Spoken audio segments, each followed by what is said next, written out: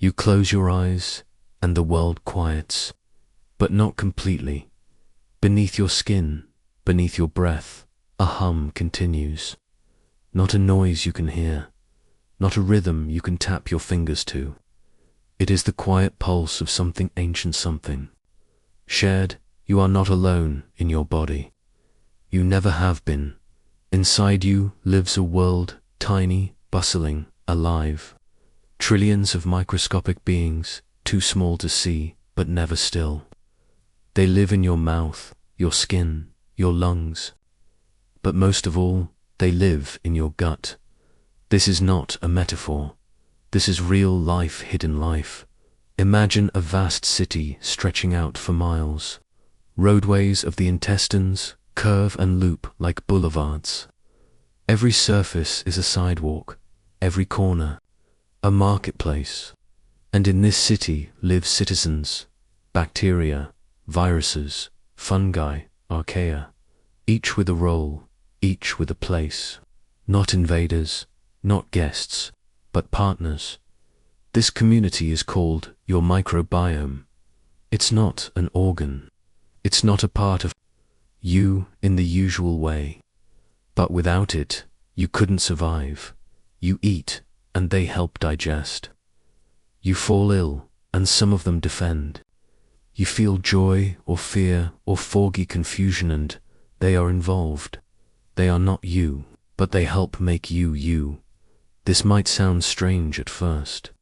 To think of your body not as one life, but many, a colony, a collective, a superorganism. Scientists sometimes say, but what if this truth is not frightening, but comforting? What if the loneliness you sometimes feel is not entirely true? Because in every breath you take, in every bite, every moment of stillness, millions of tiny companions live and work within. They do not speak your language, but they communicate in whispers of chemistry. They send signals. They sense your mood. They react to what you eat, how you sleep, where you go. They know you. And in many ways, they remember you. When you were born, you were not yet complete. You arrived with your own genes, your own blueprint. But the city inside you had not yet formed. That would come later, from skin-to-skin contact, from the air you breathed, from the milk, the kisses, the crawling on the floor. Little by little, the microbiome arrived and grew, not randomly, not chaotically, but guided by the world around you. It is one of the great invisible inheritances of your life. Now, imagine one of these microbes, not in detail, just a dot, tiny, gentle, invisible to the eye. It doesn't think the way you do. It doesn't know your name or the stories you carry, but it plays its part, moment by moment, in helping your food turn to fuel, your immune system stay alert, your gut keep its peace. It is doing its work right now, even as you lie in bed, even as your body rests, even as your breath deepens. This inner world continues. You are a planet to them. Your gut is their earth, warm, moist, full of nutrients. They do not ask permission to be there, but they don't need to, because long ago your body and theirs reached a truce, a contract of coexistence. You feed them, they help feed you. You shelter them, they protect your boundaries. You change, and so do they, shifting with your seasons. Together, you've built something sacred, a partnership as old as humanity. Older, even. It's strange to think. We once believed ourselves to be made only of us. But then the microscopes came, and with them, a revelation that 90% of the cells in your body are not human cells. That most of your genes, yes, your genes belong to these microbes. Your microbial genes outnumber your human genes by more than 100 to 1. They don't change who you are, but they do help shape how you feel, how you digest, how you respond to the world. And here is the quiet wonder. You never have to manage them consciously. They do not ask for credit. They do not seek the spotlight. They simply do their part. There is poetry in that such a hidden, humble world keeps you whole. Sometimes you may feel scattered, like your body is at odds with your mind. Your stomach clenched when you were sad, your energy drained when your mood falls low. And it's true, there's a deep link between body and mind. But now you begin to see it differently. The gut is not a passive organ. It is not just a tube through which things pass. It is active, responsive. It is a center of communication, of wisdom, and the microbiome is its voice. It sings through chemical messengers. It speaks to the immune system. It nudges the brain. It remembers what foods make you ill. It learns what calms you down. It adapts.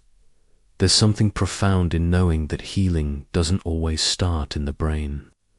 That sometimes healing begins in the gut, in the balance of the unseen dot. So tonight, as your breath grows softer, you might send a quiet thanks to this small world inside you, working without praise, keeping you alive, keeping you company. And tomorrow, when you wake, they will still be there, helping you meet the day in their silent way. But you may wonder, where did they come from? How did this colony begin? Who planted the first seeds of this invisible garden inside you? That story begins not with breath, but with birth, and the first tender touch of skin against skin. You do not remember your first breath. You do not remember the light or the air or the soft sounds surrounding you, but your body remembers, and so do the tiny passengers who arrived with you. From the moment you entered the world, you were not just born into the arms of a mother or a father, you were born into a microscopic inheritance. The birth canal, warm and rich with life, was your first forest floor. Each push, each contraction, pressed a little more of that hidden world into you. Bacteria from your mother's body coated your skin, filled your nose, brushed your tongue. 1,000 tiny species greeted you as if to say, "Welcome, you are one of us now." And if you were born another way through the clean cut of a cesarean, then the first ones to touch you may have come from the hands of a doctor, the air of a hospital, the skin of another dot. It changes the beginning, not for better, or worse, just differently. The microbes you first meet shape the architecture of your inner world. The gut garden begins not with intention, but with proximity. Even before you are fed, your gut begins to bloom. Then comes the milk. If you are breastfed, the milk you drink is not only nourishment for you, it is nourishment for them. Human milk is filled with complex sugars your body cannot digest. That sounds strange, doesn't it? To create food that you cannot use. But these sugars called human milk oligosaccharides for your microbes, especially for one tiny companion, Bifidobacterium infantis. This bacterium thrives on those sugars. It multiplies, coats your gut, calms inflammation, teaches your immune system peace. You feed it, it protects you, and so the garden grows. Bottle. Feeding creates a different ecology, no less loved, no less vital. Different species rise, some more diverse, some more reactive. The point is not to pass judgment, but to recognize the choices and circumstances of the earliest days shape the hidden world within you. Each kiss, each cuddle, each shared moment, they are not only emotional bonds, but microbial ones. When your mother kissed your cheek, a few of her skin microbes leapt to yours. When someone held you close, your airways picked up the signatures of their breath. And if you lived near a dog, your microbiome began to resemble a forest, more wild, more textured, more richly populated. Animals bring in microbes from soil, from leaves, from the ancient language of earth. Children raised around dogs often have fewer allergies, fewer autoimmune troubles, a more flexible immune system, trained by that early contact with nature. You were not just growing taller, you were growing ecosystems. Every part of you became home to something. Your mouth developed its own map. Your tongue, your gums, the soft back of your throat, a separate biome. Even your belly button hosted rare microbes found in no other place. Some scientists once swabbed a group of navals and found bacteria that had only ever been recorded in the deep ocean.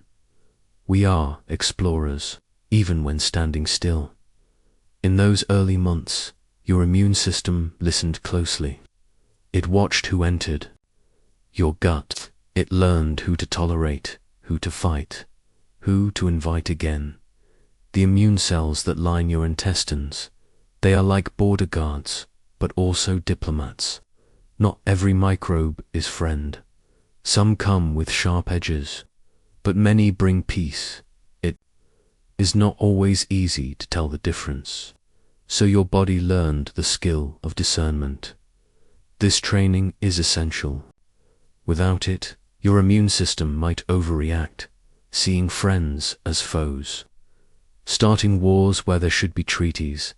Many of the chronic conditions we now face, allergies, asthma, autoimmune flares, may trace their roots to a microbiome, untrained or out of tune.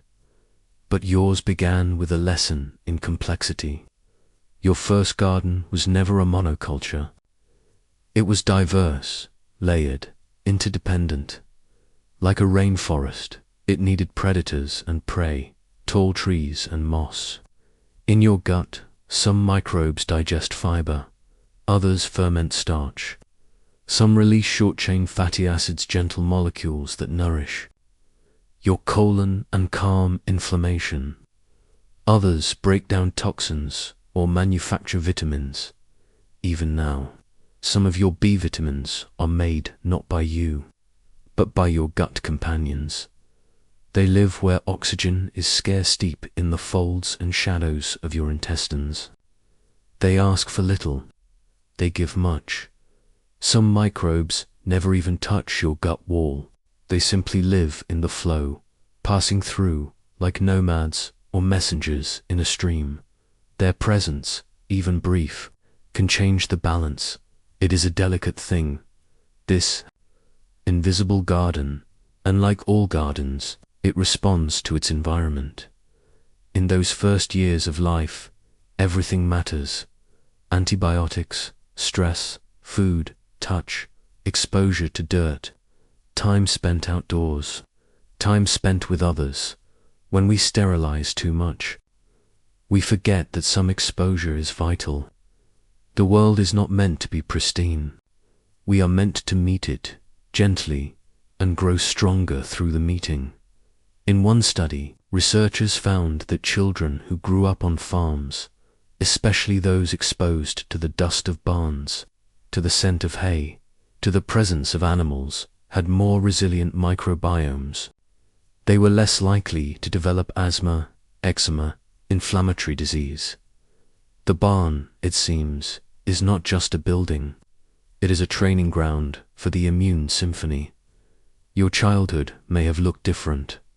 Perhaps no barn, perhaps no pets, perhaps an apartment, a city, a quiet street. Still, the garden grew. It always does, because life finds a way to settle into us. The world wants to know us, and we are shaped by who we let in. In some places, traditional practices still nourish this early partnership. Mothers chew food before feeding it to babies, passing enzymes and microbes mouth to mouth. Babies crawl through open spaces, touch the earth, taste the world. In more sterile cultures, these exposures are often delayed, and sometimes so is immune training. Balance is not about judgment. It is about awareness. Your body remembers what it meant. Your microbiome is a scrapbook invisible archive of early contact, and yet it never stops changing. Even now, as you lie here listening, your microbiome remembers your day. What you ate, where you walked, what touched your skin, what emotions rippled through your gut.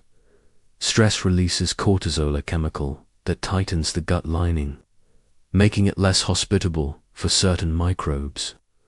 Sadness slows your digestion, changing the pace of their work. Joy quickens the rhythm, creating warmth and movement. Your body and your microbiome are always in conversation. It is not a monologue, it is a duet. The first garden began with breath and milk and skin, but it has never stopped evolving. Think of the foods you've loved over the years. Some favorites last a lifetime, others fade. Your microbes influence these preferences, shaping what feels satisfying, what draws you close, what nourishes your gut community as well as your taste. When you feed the garden, it remembers. It rewards you with calm, with energy, with ease. And when you starve it, when you feed only one type of food, or when stress builds and sleep shrinks, the garden withers a little. The soil dries, the diversity shrinks. But here is the beauty. Gardens can be regrown. Life always returns when welcomed. In every culture, there is an idea of healing through food. Not just medicine for the mouth, but medicine for the whole system. You eat, and you speak to your microbes. You feed them fiber, and they return the gift as nourishment for your cells. In Japan, fermented soy and seaweed feed special strains of gut bacteria that can break down unique fibers no other microbiome can digest. In Africa, diets rich in tubers and plantains foster a microbiome that specializes in fiber, fermentation producing calm and protective molecules. Your first garden was planted without your knowing. But what you do now shapes how it grows. Tonight, as you rest, the soil of your gut continues to shift. 1,000 roots reach for nourishment. 1,000 species move softly in their lanes. Some rise as others fall. Some bloom, some sleep, but they are there, still yours, still growing, and tomorrow you may feel a shift. A sense of calm you can't explain. A little more energy, a little less fog.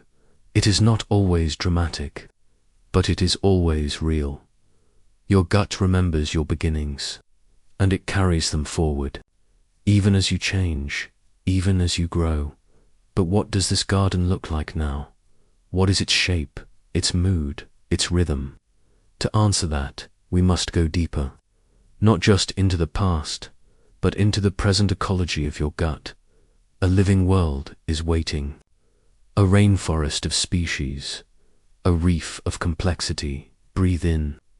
Let's step softly into the forest within. Close your eyes for a moment and imagine walking through a rainforest thick with scent, humid, alive, vines curling through the branches, leaves damp from mist and moonlight. Everywhere movement, not always visible, but always present. Something rustles, something calls, something breathes. Now imagine that this rainforest is not somewhere far away, not in South America, not on a map, but inside you. This is your gut. You've heard it called a digestive tract, a long muscular tube, a processing center. But those are just architectural outlines.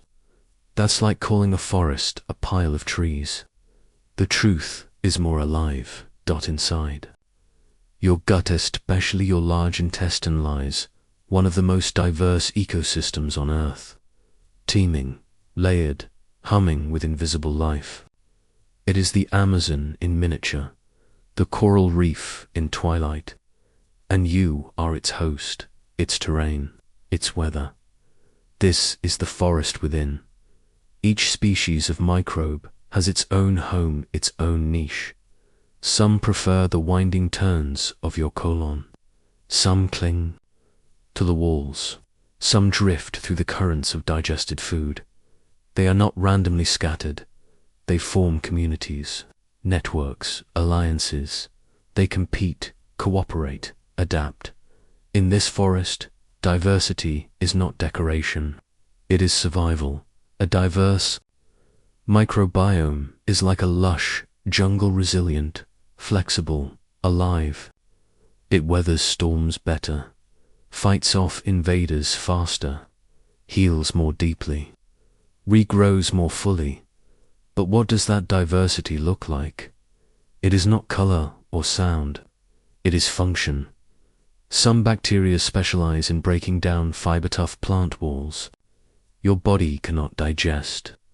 Others produce vitamins, like vitamin K, which helps your blood clot, or biotin, which your cells crave. Some microbes produce acids that lower the gut's pH, making it hard for harmful bacteria to thrive.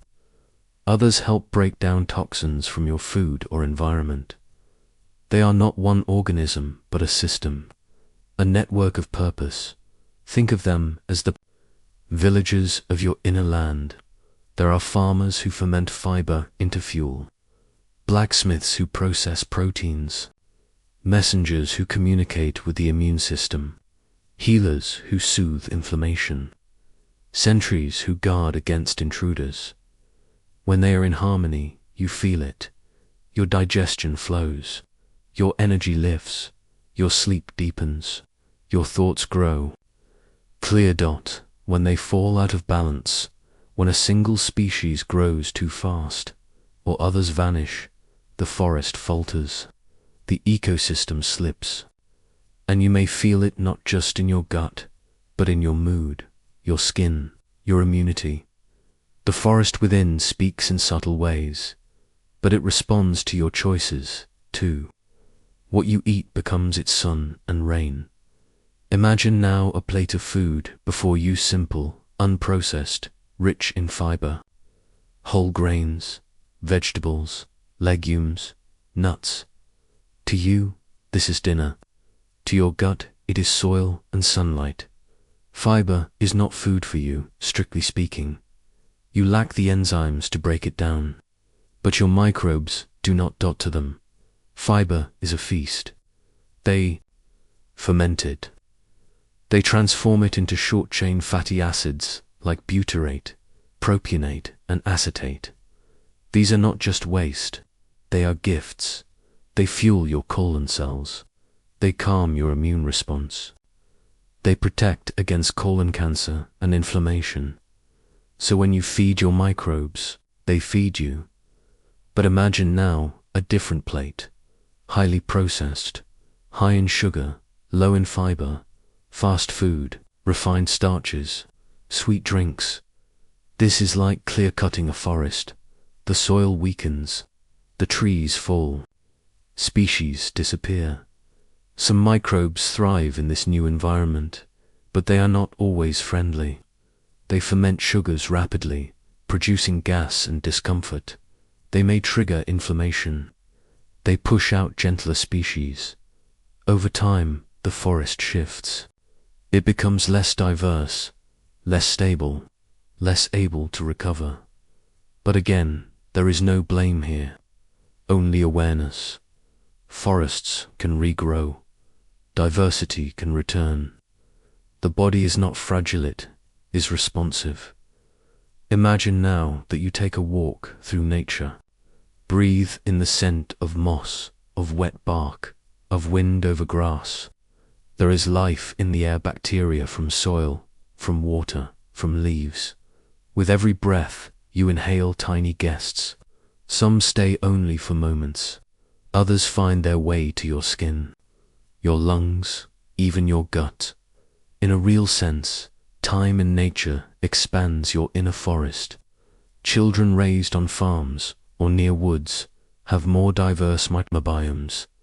Their immune systems are less reactive, their guts more calm. The outside world becomes part of your inner world, and your microbiome reflects where you've been. Now imagine this.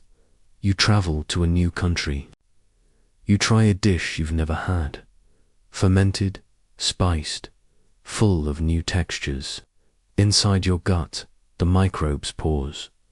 Some cannot digest this food, but others awaken long dormant or newly arrived. The forest shifts to meet the change. New species bloom, old ones fade. In just 24 hours, your microbiome can begin to change in response to your meals. In a week, the shift becomes measurable. In a month, the balance can reset. You are not static. Your forest lives with you, learns with you, adapts to your choices, your joys, your sorrows. But sometimes, storms arrive. Antibiotics, illness, chronic stress. They can flatten the canopy, reduce diversity, shake the roots. That is for later. For now, stay in this forest. Feel its breath.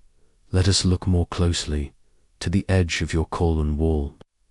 There, nestled in the mucus lining, live microbes in quiet community. They do not travel far. They live in intimate contact with your cells. Some of these bacteria, like Faecalibacterium prausnetzi, are considered peacekeepers. They produce butyrate, which soothes inflammation. Their presence is linked to lower rates of disease, but their numbers drop when the forest is harmed.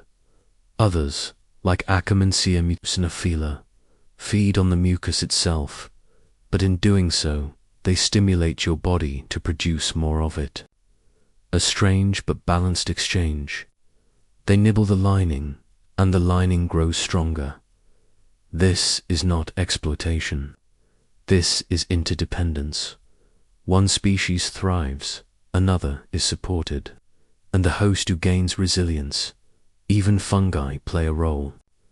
Though they are fewer in number, they contribute to the overall balance.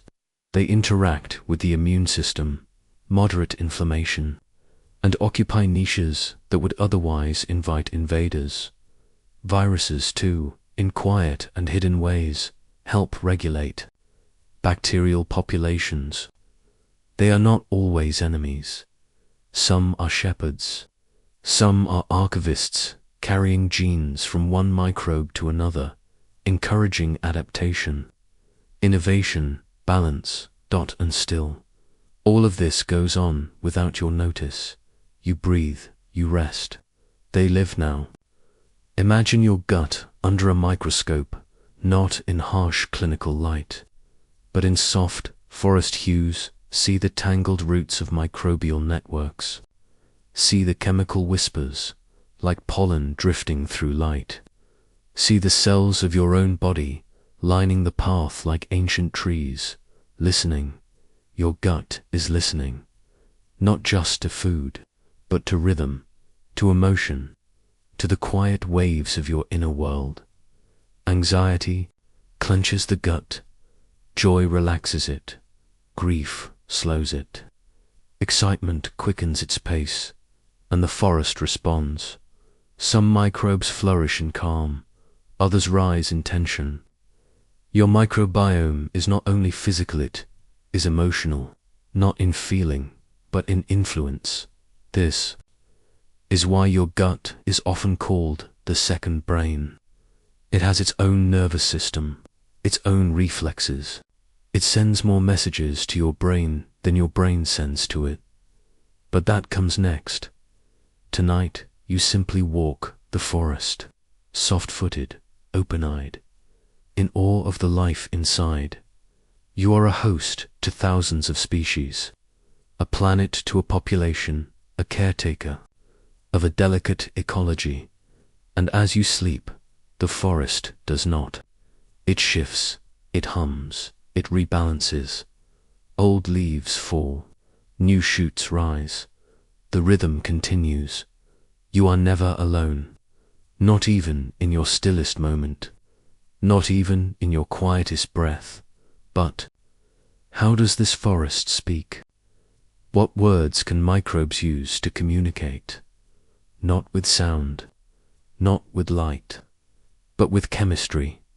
Tiny letters written into your bloodstream, traveling far beyond the gut. If the gut is a forest, then its messages are wind. Let's follow that wind into the bloodstream, into the language of signals. Let's read the letters from the microbes. Your gut does not speak in words. It does not cry or sing. It does not paint pictures on walls or play notes on a string.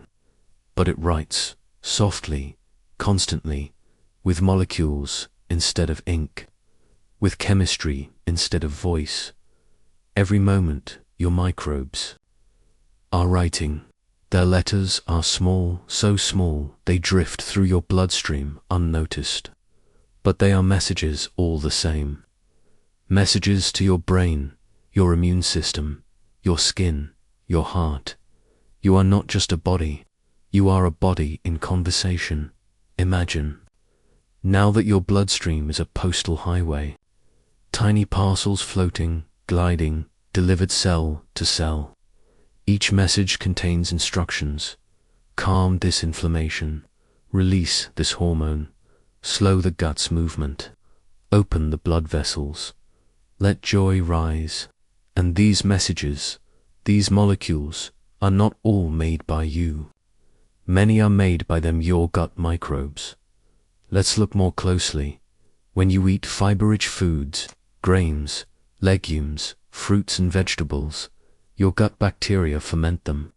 They break down the indigestible, and in doing so, they create short-chain fatty acids, butyrate, acetate, and propionate.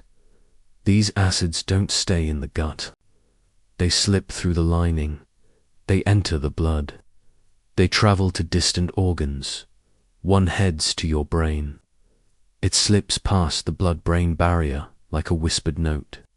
And there, it nudges brain cells, grow new connections, reduce anxiety, lift mood. You don't feel the message arrive, but maybe you notice that you feel more clear today, more at ease, more whole. That is a letter from the microbes. Another molecule, called GABA short for gamma-monoburic acid, is a calming neurotransmitter. It tells your neurons to slow down. Some gut microbes, like lactobacillus and bifidobacterium, can produce GABA, and when they do, your nervous system listens. The effect is soft like twilight dimming the sky. You may not notice the moment it begins, only that your thoughts are quieter, your shoulders are lighter, your breath deepens. You didn't think your way there. You were written there by the microbiome. There are other letters, too, more complex, more mysterious. Some microbes influence the production of serotonin, a neurotransmitter linked to mood, sleep, and appetite. Though most serotonin in the body lives in the gut, not the brain, it still plays a role in how you feel. Your microbes help regulate its flow. When they are in balance, serotonin flows smoothly. When they falter, its rhythm may stutter. You might feel it as mood swings, or as cravings, or as a sense of being off without knowing why. These are not failures, they are signals, signs that something in the letter writing has shifted. Let's look at another example, dopamine, often called the reward chemical. It motivates, encourages, brightens. Some microbes can stimulate the release of dopamine precursors. They can nudge your brain toward seeking pleasure, purpose, attention. This isn't manipulation. It's interdependence. You give them food. They help shape your feelings. You host their world. They shape your worldview. Now imagine you've had a rough day. Stress coils in your belly, your gut tenses, digestion slows, your microbiome changes, the peaceful species fall back, inflammatory ones rise. These microbes send out different messages. They release lipopolysaccarides, inflammatory molecules. These leak into your bloodstream if the gut lining is thin or damaged. Your immune system wakes up. Cytokines rise. Distress. This is not just gut trouble. This is a full body ripple. Inflammation can dull your thinking, cloud your mood, interrupt your sleep. Again, it is the language of the microbes, but this time it is a warning. A red ink letter instead of a blue. Still, the body listens, and the mind slowly responds. Not every message comes from food. Some come from emotion itself. Your microbes are sensitive to stress. When you feel anxious, your body releases cortisol, the stress hormone. This changes the gut lining. It alters the environment. It shifts which microbes thrive. Some species shrink under cortisols. Wait, others bloom. The balance changes, and the letters change to dot. So when you feel anxious, it's not just in your head, it's in your gut, and your gut writes back. Let's pause here. Think of a time when your stomach hurt before a speech, or fluttered before seeing someone you love, or clenched with bad news. That was the gut-brain axis in motion. That was your body writing messages in both directions. There is a nerve that runs from your gut to your brain. It is called the vagus nerve. We'll visit it more deeply soon, but for now, know this. It is one of the major highways of communication. Microbes influence it indirectly through the chemicals they produce. Those chemicals stimulate the nerve, and the brain responds. It's like a conversation in a quiet room. No shouting, no rush.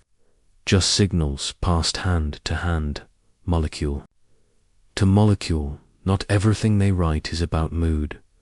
Some microbes signal to your immune system.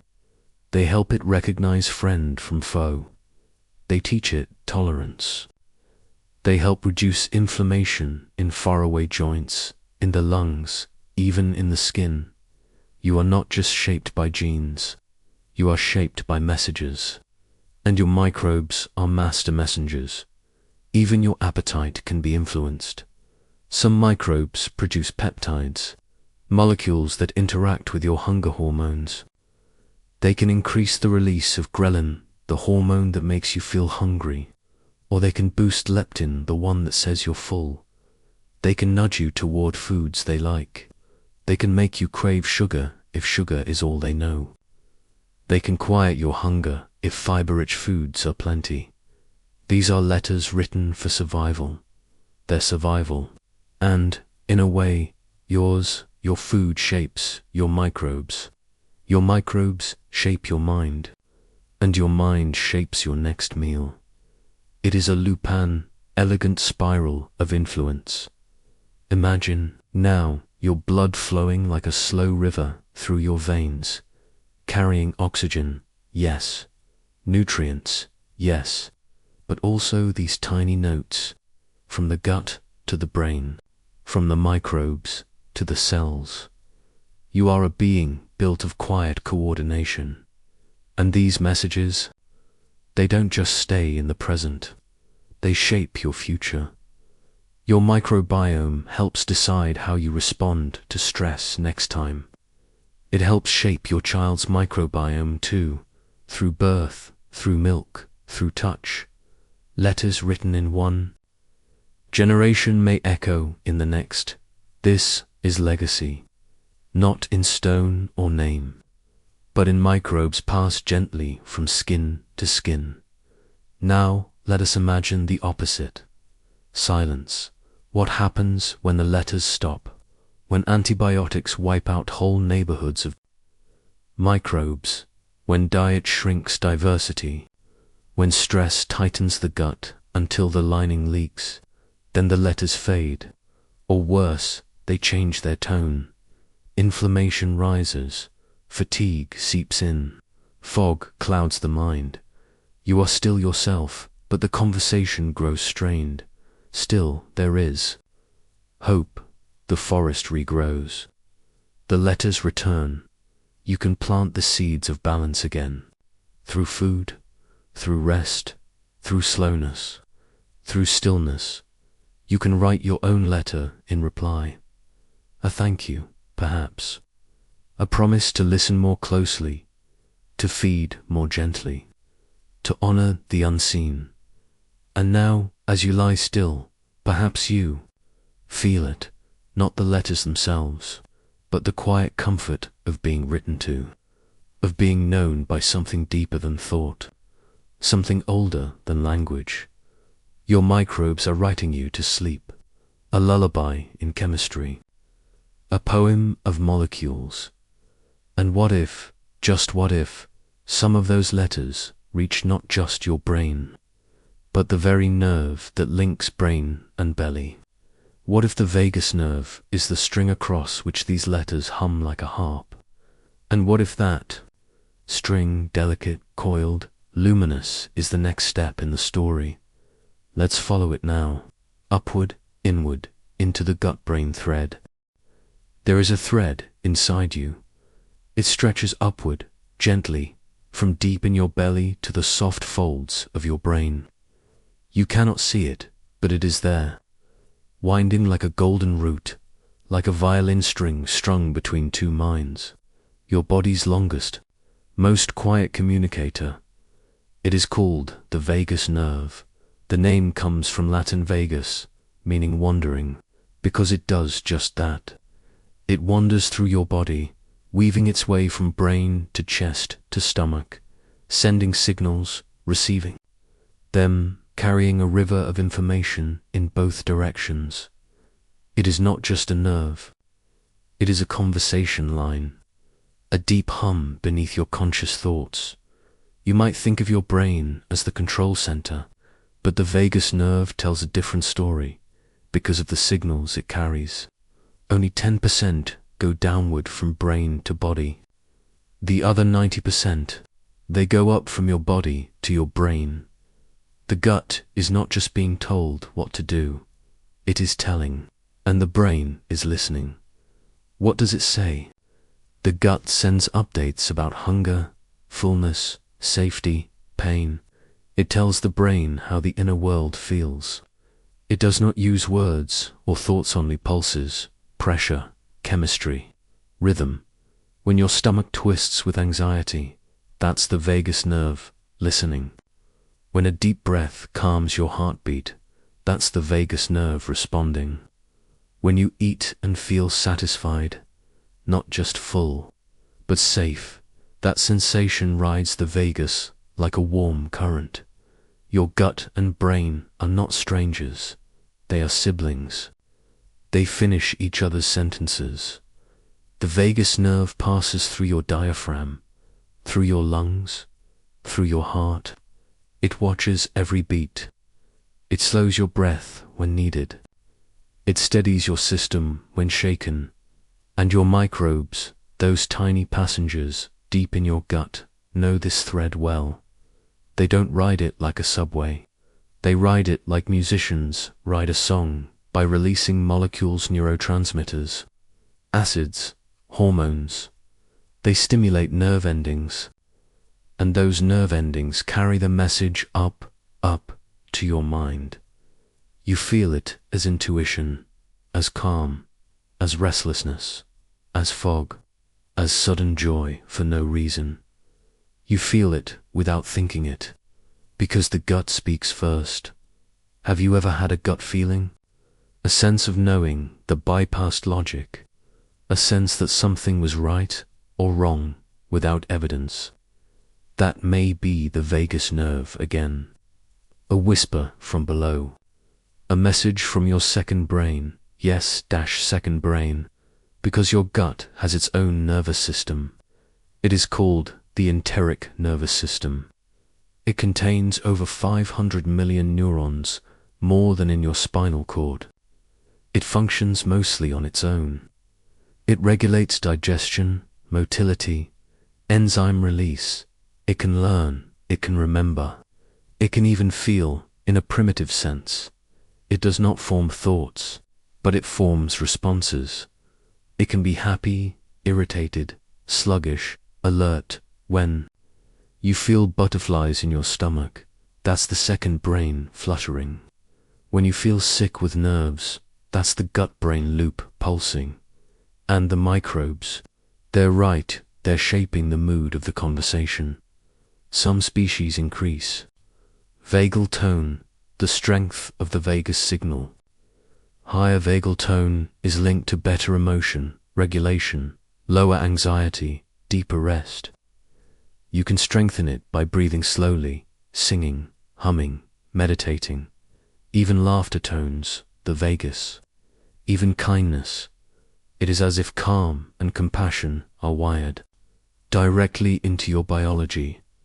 So when your gut is balanced, when the microbes are diverse, peaceful, nourished, the vagus carries that peace upward. You feel it in your thoughts, in your resilience, in how quickly you recover from stress. But if your gut is inflamed, disrupted, imbalanced, the vagus carries that message too, not to punish you, to inform you. The mind-body divide, long assumed, begins to dissolve, because the gut is the body, and the brain is the body, and the vagus is the song between them. When you care for one, you care for both. Now imagine this. You've eaten something warm and nourishing. You are full, but not stuffed. Comforted, safe. Your gut stretches gently. Your microbes hum in activity. Butyrate is released. Serotonin trickles. The vagus is touched, like fingers on harpstrings. A wave of calm moves upward into your chest, your breath, your brain. You smile, you don't know why. But the feeling is real. This is the gut-brain thread in motion. It's not always this. Smooth suit sometimes, the vagus signal is muffled. Due to chronic stress, inflammation, trauma, the messages grow faint or confusing. You may feel disconnected from your body, out of sync, emotionally brittle, easily overwhelmed. Rebuilding this signal takes time. It starts with safety, slowness, stillness, and sometimes it starts with your microbes. Studies have shown that specific probiotics like Lactobacillus aeruginosus can reduce anxiety in mice by altering GABA expression through the vagus nerve. When the vagus is cut, the effect disappears. The communication is that direct. Of course, humans are more complex. We are not mice, but the principle remains. The vagus is a real link, a physical thread of mood and meaning. Even your dreams may echo its messages. During REM sleep, the gut slows, but the brain becomes active. What messages pass during this time? What signals ride the vagus in the quiet hours? Some scientists believe your dreams may be shaped, in part, by the state of your gut, by your last meal, by the balance of your microbes. A warm, nourishing dinner might lead to peaceful sleep. A chaotic meal might echo into restless dreams. This isn't superstition.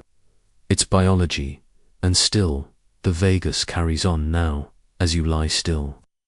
Feel your breath, slow, soft. Place a hand gently on your belly. Feel it rise, fall. With each exhale, your vagus is activated. You are turning down the volume of stress. You are inviting safety. You are reminding your body and your microbes that it is okay to rest. The gut listens. The microbes respond. The vagus carries the lullaby upward, and the brain, ever listening, settles in. You are not a mind trapped in a body. You are a body that feels, remembers, senses, breathes, and the gut is part of that memory. In some cultures, the gut is considered the seat of the soul, the center of wisdom, not the heart, not the brain, the belly. And maybe they were right, because the belly knows things, and it tells you, not in sentences, but in sensations, not in logic, but in rhythm. You are not alone in your thoughts. You are not alone in your feelings. You are a symphony. The gut is a drum. The vagus is the string. The microbes are the chorus, and together they guide your day and your dreams. But what happens when the signals go astray? When cravings rise and you feel driven by urges, not hunger but habit? What happens when it feels like someone else is choosing for you? Could it be that the microbes are influencing your cravings? Could it be that your desires are not solely your own? That's where we go next. To the dance between cravings, choices, and the colony inside you. There's a moment before you eat, a flicker, a whisper, a pull toward something sweet, or salty, or rich, or bright and clean.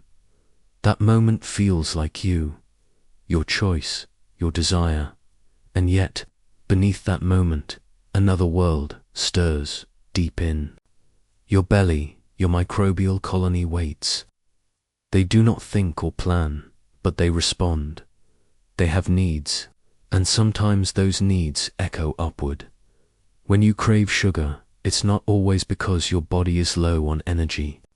Sometimes it's the microbes asking for a feast. Certain gut bacteria thrive on sugar. Firmicutes, for example, bloom in high sugar environments. They multiply, outcompeting others, and the more they grow, the more sugar they want, not through voice, but through subtle chemistry. They produce molecules that affect your hunger hormones. They nudge your brain's reward system. They whisper in ways you can't hear, but you feel it. The urge, the pull, the reaching hand, and it feels like yours, because it is, but it's also theirs. This isn't manipulation. It's conversation, a shared loop. They influence your cravings. Your cravings influence what you eat. What you eat shapes who survives in your gut. It's a feedback loop, a spiral of mutual shaping. But not all microbes crave the same things. Some species flourish on fiber. They thrive when you eat whole grains, leafy greens, legumes. They don't beg. They don't spike your blood sugar. They sit in quiet strength, producing short-chain fatty acids, calming your gut, stabilizing mood. When they thrive, your cravings shift. You begin to desire different foods, fresh, complex, earthy. What tastes good changes when the voices beneath your taste buds change, because your gut and brain are not just connected, they're collaborators. Taste receptors in your mouth and gut send signals up through the vagus nerve, and those signals shape your memory, your pleasure, your patterns. Have you ever noticed that when you eat the same food every day, your body starts to expect it, look forward to it? That's the loop. The colony remembers, and it shapes anticipation. Now, imagine this. You've been eating highly processed food, fast, easy, palatable. Your energy spikes and crashes. Your mood swings. You crave more of the same. The colony inside you shifts. Microbial diversity shrinks. Species that thrive on quick sugars bloom. They take up more space. They push out their quieter neighbors, and in doing so, they shape your preferences, make it harder to change course, make you feel like you need what they need. But again, they are not enemies. They are reflections of what you've given and what you've received. This colony has memory. It remembers not just what you ate today, but the shape of your weeks, the tone of your seasons, and yet it is flexible. Change your food for a day, and the colony notices. Change it for a week, and some species fade. Others rise after a month. You have begun to grow a different garden. Your cravings shift, not by force, but by patience. But here's the mystery. Even microbes that are not currently dominant can leave behind signals, dormant genes, whispers. In the code, they wait until the food returns, until the climate shifts, until the invitation is sent. Then they bloom again, like seeds in the desert after a rain. So when you change what you eat, you are not just feeding yourself. You are awakening parts of you that have been silent. Now, let's talk about artificial sweeteners. Some are calorie-free. Some are hundreds of times sweeter than sugar. They taste like indulgence, but don't feed the colony the same way in some studies. Artificial sweeteners alter microbial balance. They may reduce insulin sensitivity, increase certain inflammatory markers. Why? Because the colony reads them as confusing messages. Sweetness without nourishment, signal without substance. The microbes respond. They shift, and your body, too, shifts in response. Again, this is not about blame. This is about knowing, about listening to the small symphony within. Let's return to the idea of preference.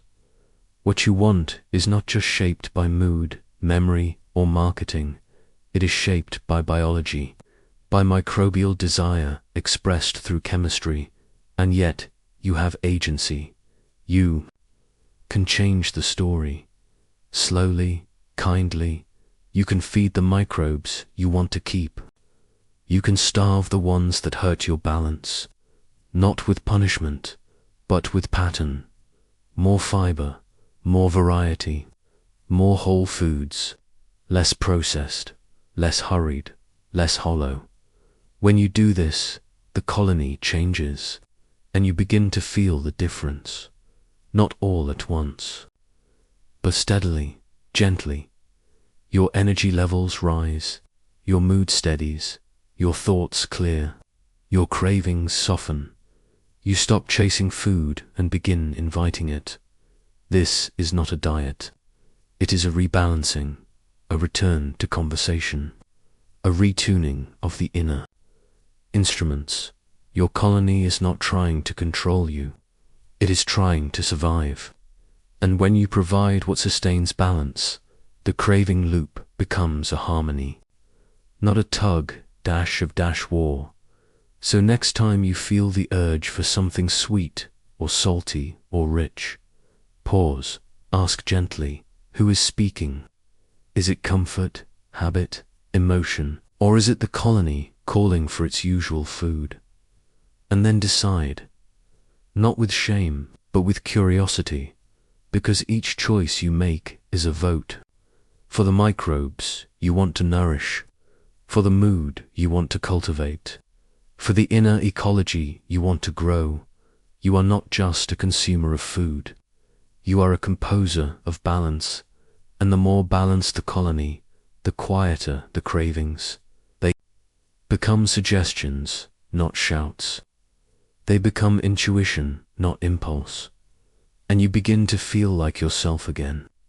The self beneath the pull, the self in tune. So tonight, as your body prepares for rest, your microbes are still awake, digesting, fermenting, whispering. They are shaping tomorrow's cravings, tomorrow's energy, tomorrow's emotions, not alone, but with you. Because this is not about control, it is about connection. And when the colony thrives, so do you. But what happens when that connection is broken? When storms arise, illness, antibiotics, stress, chemicals, and the colony is disrupted? What happens when the forest within is damaged? To understand how it breaks, we must learn how it bends. We must witness the storms in the system. Every ecosystem has its storms. A forest has fire. A reef has bleaching. A desert has drought. And the gut, your inner forest, has its own tempests too. They arrive in many forms. Some are sudden, some are slow, but all of them leave their mark on the quiet world within you. The first storm many of us meet is antibiotics. They are powerful, life-saving. They have changed the course of history. But like a flood, they do not choose what they wash away. They clear the bad and the good. You take the pill and it travels down your throat, into your stomach, through your intestines. There, it meets the colony. It doesn't ask who is friend or foe. It simply attacks. And the balance shatters. The most vulnerable species vanish first. Those that were never meant to survive in a harsh environment. They disappear, and with them go functions, vitamin production, fermentation, inflammation. Control, the gut becomes quieter, but not in peace. In absence, in that silence, opportunistic species sometimes rise. Clostridium difficile, for example, a bacterium that can cause dangerous infections, often blooms after antibiotics, because its competitors are gone, because the balance has tipped. This is not your failure. It is a natural response to an unnatural storm. But antibiotics are not the only kind of storm. Stress is subtler. It arrives without warning. It doesn't wipe out microbes with medicine. It does it with hormones. When you are anxious, your body releases cortisol. Cortisol alters the gut lining. It makes it more permeable, letting particles through that should stay out. It disrupts digestion. It changes pH, and the microbes notice. Some species shrink. Others, adapted to inflammation, bloom. The forest shifts away from calm toward alarm. You may feel it as bloating, or gas, or a stomach that clenches when you speak, eat, or try to sleep. But you may also feel it somewhere else in your mood, your skin, your thoughts, because the gut and brain are connected.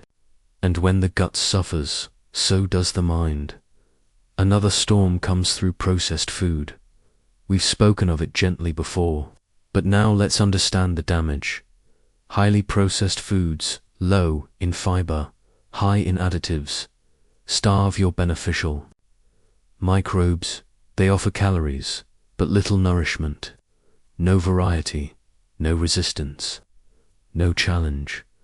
Over time, your gut species adapt, but not toward diversity, toward dominance. Species that survive on simple sugars bloom. Others vanish. The soil becomes thin, the forest quiet. In this new terrain, inflammation grows, not always loud, sometimes chronic, low-grade like smoke instead of fire. You may not even know it's there until your joints ache, your mind fogs, your energy dips, your sleep breaks. A gut out of balance sends out flares, not in pain, but in persistence. Then there are storms of infection, food poisoning, a stomach virus. They come swiftly, vomiting, diarrhea, fever. The gut tries to purge, and in doing so, it loses resonance. Afterward, you may feel depleted beyond the illness. You've lost more than fluids. You've lost part of your inner world.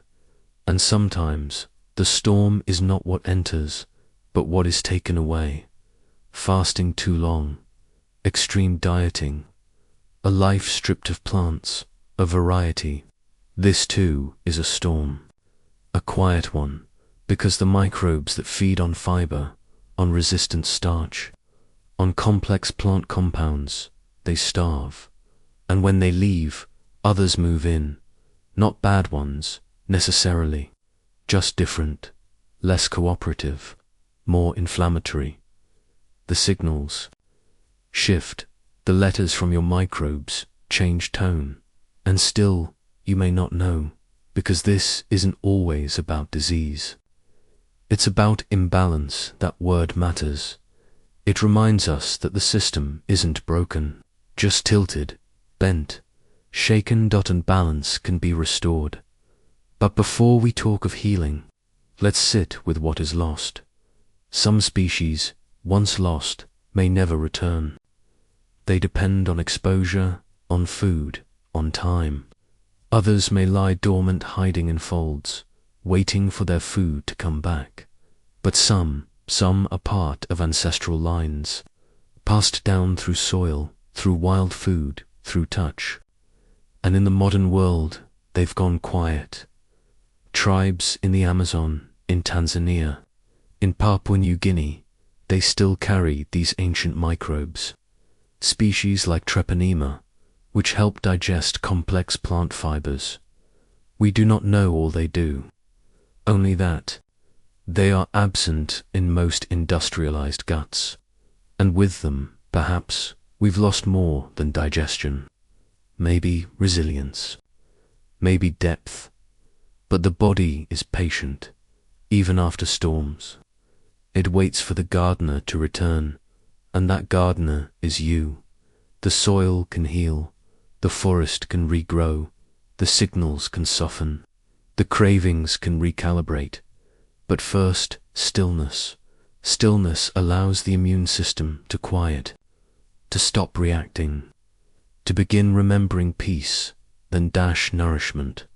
Not supplements alone, but food as message, colorful, varied, alive, with fiber, with fermentation, with kindness. Each bite is a gesture of repair. Each meal a patch of sun for the understory, then dash time, because the colony does not regrow overnight. It is not a house you rebuild with bricks. It is a forest. It grows in rings, in layers, in shadows. Week by week, species return, balance shifts, signals change, energy lifts, and then dash diversity, not just of food, but of experience, time in nature, touch, stillness, joy, because all of it shapes your microbial world. All of it matters. And finally, dash compassion, because storms come, they always do. We fall ill, we take antibiotics, we eat what we have access to. We endure stress, loss, change. It's not weakness. It's life, but healing is possible, because life wants to grow, even in damaged soil, especially there. So tonight, if your gut feels fragile, know that it can mend. If your mind feels clouded, know that light can return. If your cravings feel strange, if your energy feels thin, if you feel disconnected from your own body, know that the thread still holds. The vagus still listens. The microbes still write. The forest still breathes. And healing, it begins in the smallest of seeds. But what are those seeds? What do your microbes love? What feeds the peace? What brings the balance back? To answer, we must return to the table, to the act of choosing what to feed, not just yourself, but the ones who live within. Let's explore that gentle art next. Let's learn how to feed them. They are always with you, quiet, patient, constant. The colony inside your gut asks for so little and gives so much. But like any living community, they thrive when nourished with care, with rhythm, with variety, with food that carries not only energy, but intention. To feed yourself is to feed them. To feed them is to feed your peace. This is not a diet, not a rule book. It is a slow remembering of what the body already knows. Let's begin with fiber. Fiber is not glamorous. It does not sparkle or advertise, but it is the language your microbes understand best. It is their feast, their ritual, their sunlight. There are two kinds, soluble and insoluble. Soluble fiber dissolves in water.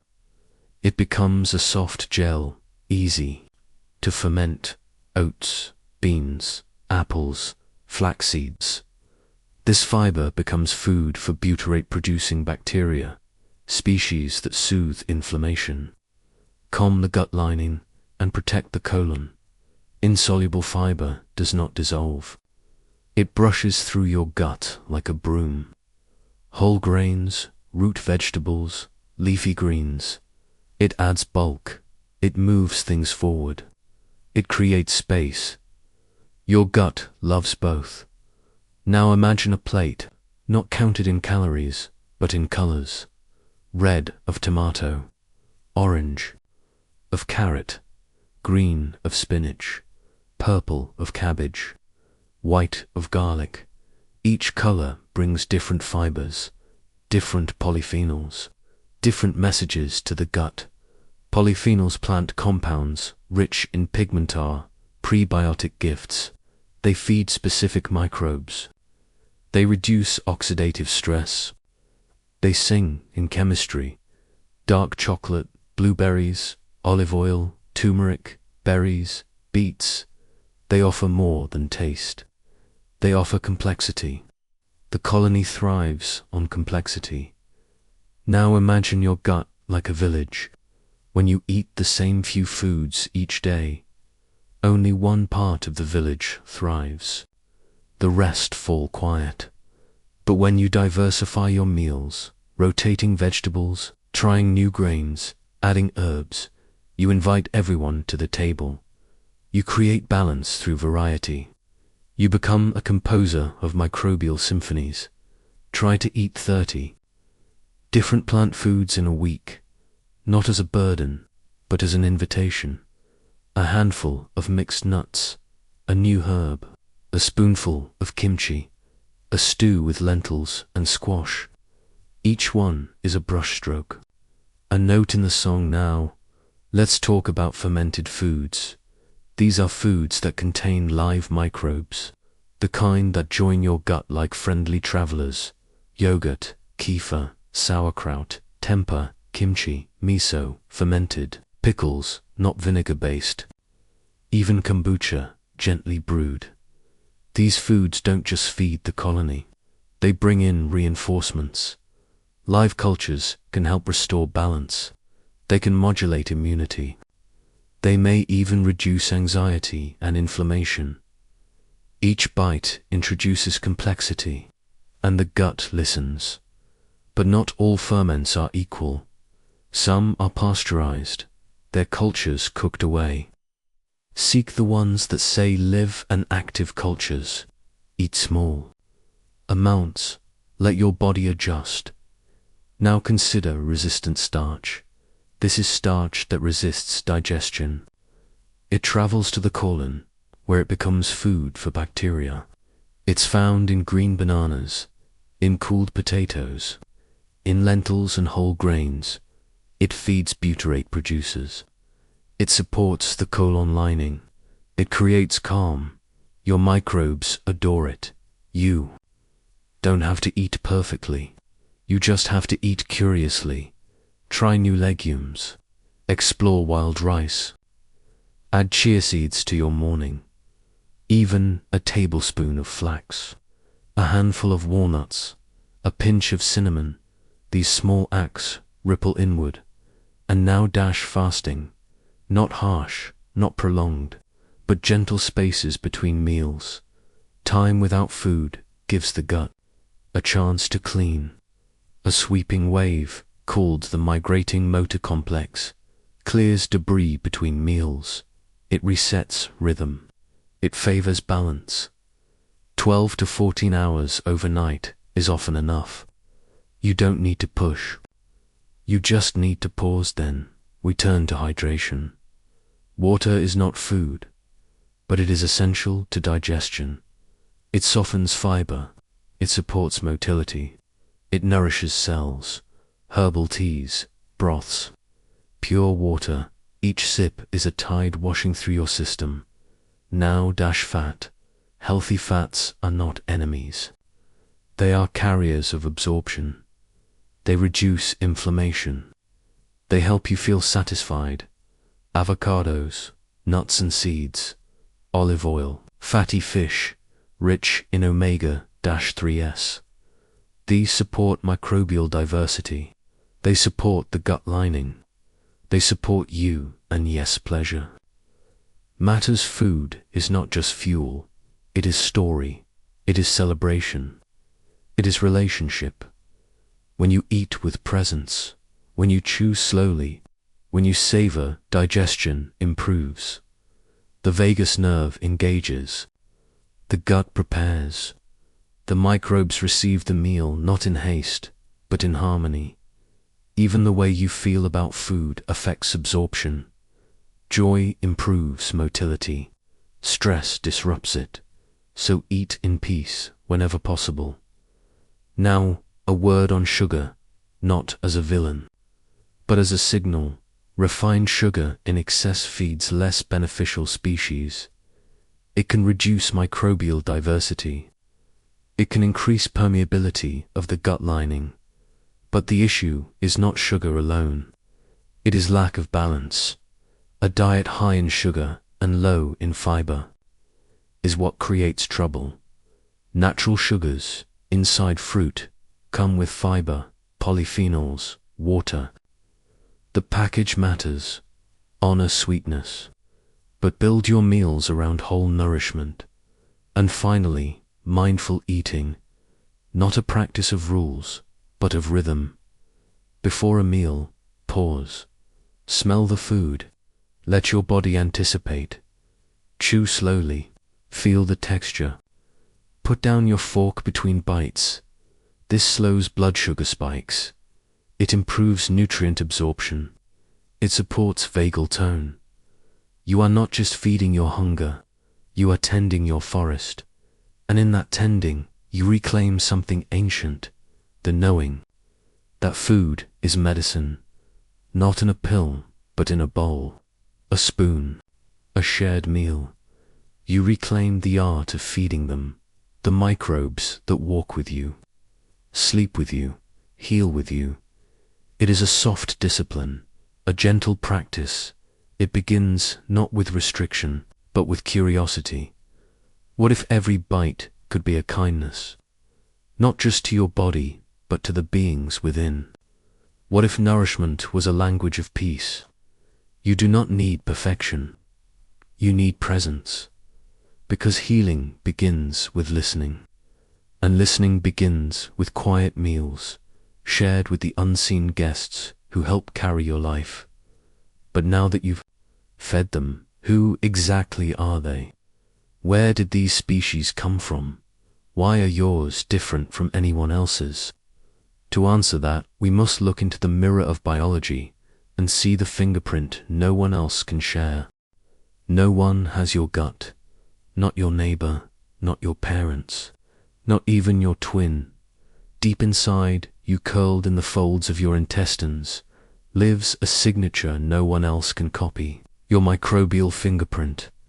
It is a living biography, handwritten in bacteria, a record of your meals, your medicines, your moods, your seasons. It carries your past, it responds to your present, and it reshapes itself with your future.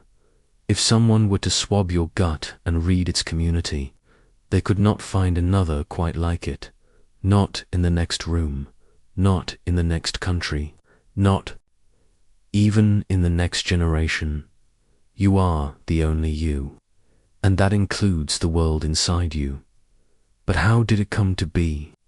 It began before you knew your own name, before memory, before language, as we explored earlier your first breath, your first touch, your first milk.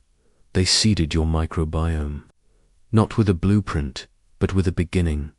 And from that beginning, Your fingerprint began to form where you were born.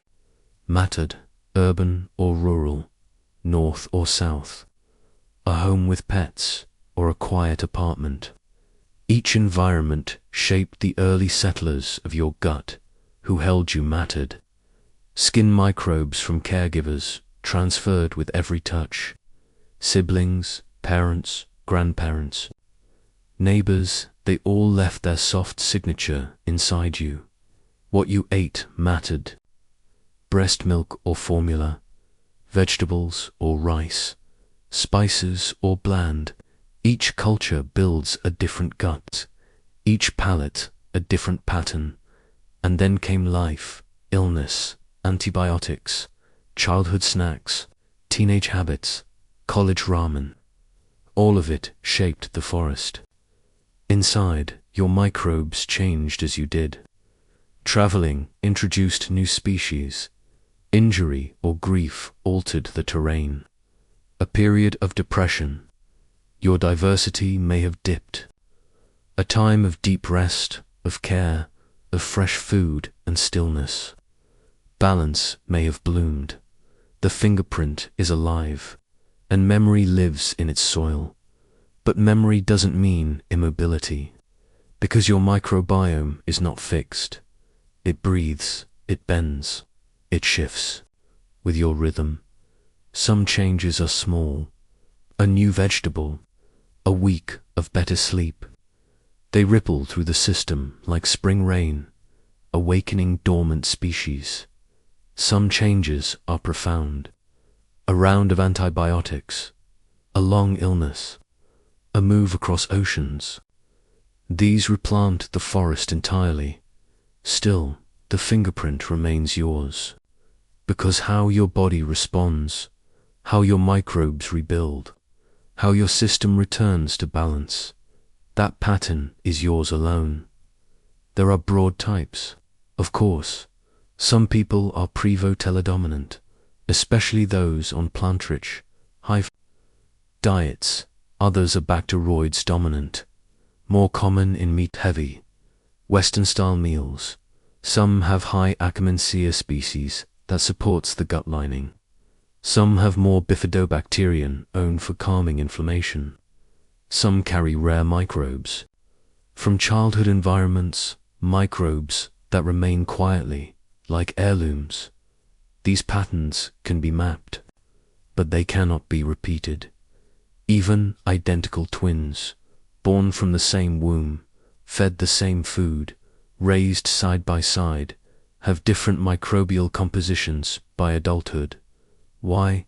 Because every smile, every frown, every meal, every moment, it all adds up, and the body remembers through biology. Your microbiome is like a garden whose soil is shaped by you, not just by what you grow, but by the seasons of your life. Some people carry signs of having grown up near animals. Others carry the imprint of having played outside, touched dirt, crawled through grass. Some microbiomes carry traces of fermented foods, sour notes from miso, sauerkraut, kimchi. Others reflect refined, sterile diets, quieter, more vulnerable. Communities, even relationships, shape you. Did you know that people who live together often have more similar microbiomes than strangers? Not because they are biologically related, but because they share the same home, same surfaces, same meals, same microbes. Even pets leave a mark. A dog brings the outside world into your living room. It brings soil, spores, bacteria from nature, and those bacteria shape you. Couples who kiss often, they share microbes, and their mouths become more similar over time. Your body is not a fortress, it is a host, and every handshake, every shared laugh, every spoonful passed, they all leave microbial footprints. This may sound invasive, but it is a kind of intimacy, a truth deeper than conversation. We shape each other inwardly, and yet, through it all, Your fingerprint remains yours. Now, scientists are beginning to explore this uniqueness. Some companies offer gut microbiome tests, sequencing your stool to show your dominant species, your diversity, your fiber fermenters, your inflammatory patterns. The science is still young. Interpretations vary, but the direction is promising. One day, we may tailor nutrition, medicine, even mood support based on microbial patterns. Personalized care, from the inside out. But even without a test, your fingerprint speaks. You feel it when you digest easily, when your energy is stable, when your mind feels light. You feel it when your cravings soften, when your skin clears, when your breath deepens. Your body tells you how the colony is doing, through mood, through elimination, through dreams. You may not understand every detail, but you can sense the tone, and in that tone is your history. The year you lived by the sea, the month you fell in love and forgot your appetite, the weeks you drank broth and watched the rain, the childhood summers with mangoes and dust, all of it written, not in ink, but in presence. Your microbial fingerprint is not a label. It is a living document. It teaches you about resilience, how you bounce back from imbalance, how you recover from inflammation, how quickly your colony responds to change. Some people have hardy microbiomes. They resist disruption. They respond quickly. Others are more sensitive. They tip into dysbiosis more easily. They take longer to find calm. This too is part of your fingerprint. Not good or bad, just yours. And when you know your own rhythm, you can begin to work with it. Maybe you need more rest after antibiotics. Maybe you benefit from daily fiber. Maybe fermented foods bring balance more quickly. Maybe nature walks soothe your system faster than supplements. Learning your fingerprint is like learning your own language. It takes time, but it is worth it, because when you understand your inner terrain, you can care for it more wisely, more gently, more completely. And perhaps one day you'll teach someone else, your child, a friend, a partner. You'll pass on more than recipes. You'll pass on rhythms of nourishment, ways of listening, and their microbiome will carry a piece of yours, not as a copy, but as an echo. Now imagine the whole world this way. Billions of people, billions of microbial fingerprints, all shaped by geography, genetics, emotion, experience, all different, all human, and beneath all that difference, a shared truth. We are ecosystems, and every ecosystem thrives in balance. So tonight, as you lie still, know that no one else carries your colony. No one else nourishes exactly what you do. No one else sends the same signals to their brain or receives the same dreams from their gut. You are singular, from your breath to your bacteria, and that uniqueness is not isolation. It is identity. But, even as your fingerprint is yours alone, its symphony never sleeps, because deep in your belly, even now, the colony hums. And in that hum is a rhythm older than you, older than words, older than thought. It continues through sleep, through silence, through time, because life, once welcomed, does not let go, it sings on. Let's listen to that song as it plays quietly in the body at rest. Night falls, the world outside dims, screens fade, voices quiet, rooms grow still. You draw the covers up to your chin, your breath slows, your eyes begin to drift, and somewhere deep within a symphony continues, even as your body settles into rest.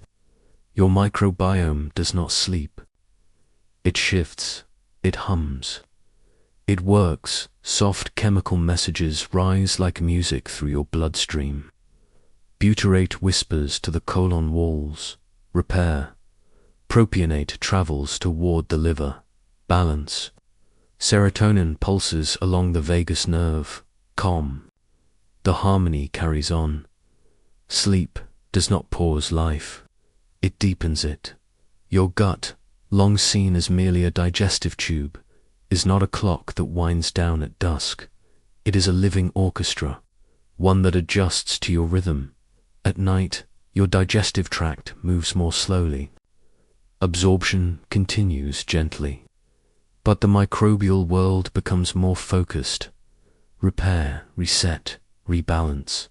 Some species become more active in darkness. Like night shift caretakers, they tidy the day's debris. They process leftover fiber. They recycle bile acids. They mend tiny breaches in the gut wall. They send notes to the immune system.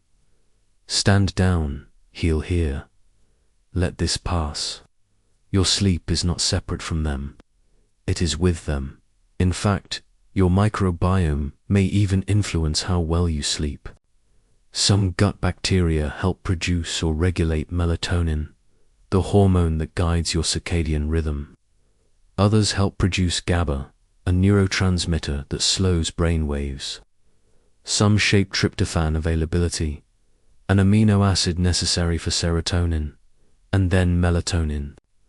When the microbiome is balanced, sleep tends to be deeper, smoother, more restorative. When it's disturbed by diet, stress, inflammation, sleep may fragment. Dreams may become restless. Fatigue lingers even after hours in bed. This too is part of the conversation. The symphony of the gut plays through the night, and your brain listens. In return, your sleep nourishes the gut. During slow-wave sleep, inflammation decreases, the gut lining tightens, immune responses recalibrate, cleansing pathways engage. This mutual care gut supporting sleep, sleep supporting gut is another loop in the body's great circle, and yet you feel none of this. As it happens, no alarms sound, no signals flash, only the quiet sensation of safety, of drifting, of letting go. Imagine now that each microbe has an instrument. Some play quietly single notes that soothe. Others play in pairs duets of molecules in motion. Some only sound when others have played first, a call and response. Together they compose your inner weather, your internal sky, and in their song is something ancient. You are not the first to carry this music. Your ancestors held these microbes too, passed through generations, not just through genes, but through breath, through birth, through food. You were shaped by your great-grandmother's microbes, though you never met her.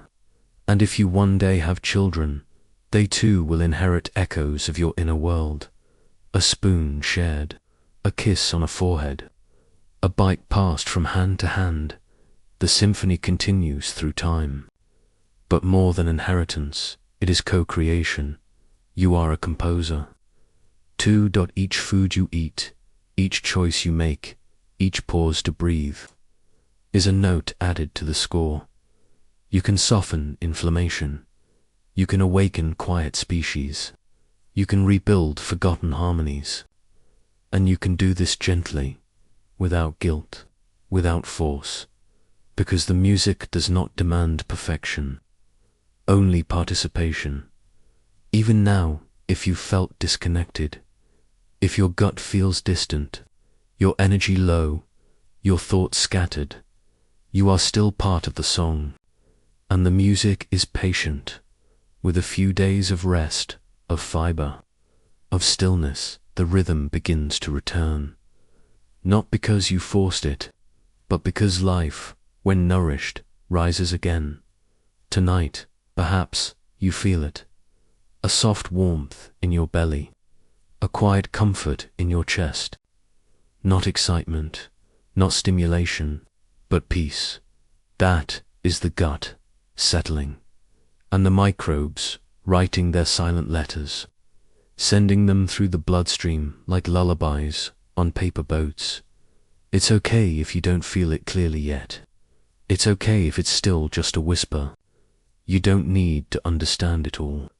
You only need to trust that it continues like breath, like tide, like heartbeat. In the language of your microbes, there are no full stops, only commas, only transitions. And so the symphony moves from day into night, from action into rest, from noise into silence. It does not end. It becomes. Even your dreams may carry the echo. Some dreams seem random, but some reflect the messages within the ones shaped by the gut, by emotion, by memory, by chemistry. Perhaps that is why dreams sometimes heal us.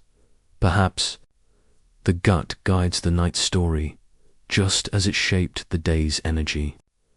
Scientists are only beginning to understand this.